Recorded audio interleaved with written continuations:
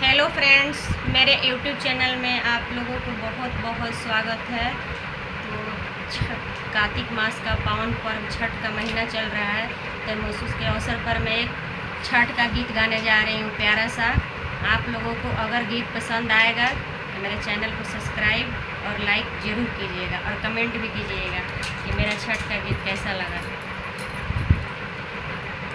गंगा जी के नेरे माल जलावा, ओह में नैया डूबल जाए, ओह में नैया डूबल जाए, ओही नैये आवे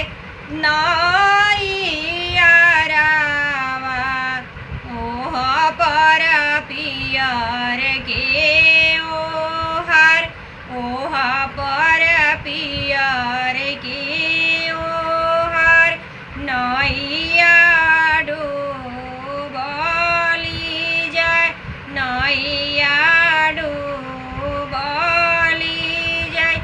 गौरजी के बोले ले छोड़ा धनिया छठिया बरत, छोड़ा धनिया छठिया बरत। हथवा जोड़ले बोले ले कवना पुत्र, करया मा छठिया बरत, करया मा छठिया बरत।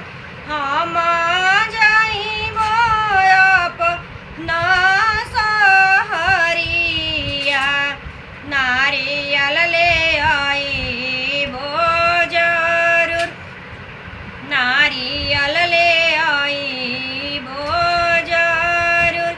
3 दिन की भूखली हमारी आमा, आमा जल में खड़ी, आमा जल में खड़ी।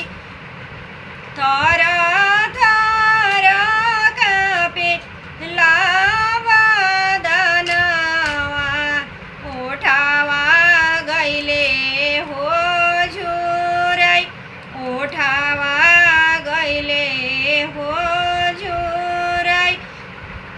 हम जाइबो पटना सहरिया, कलशुप ले आइबो जरूर, हलवा ले आइबो जरूर।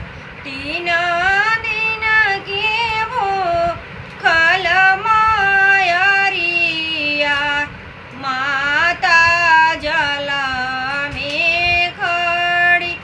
थर थर कांपे बदनवा, उठावा गइले हो झुराई, उठावा गइले हो झुराई। गंगा जी के नीरी माल जलावा, ओह में नैया डूबल जाए, ओह में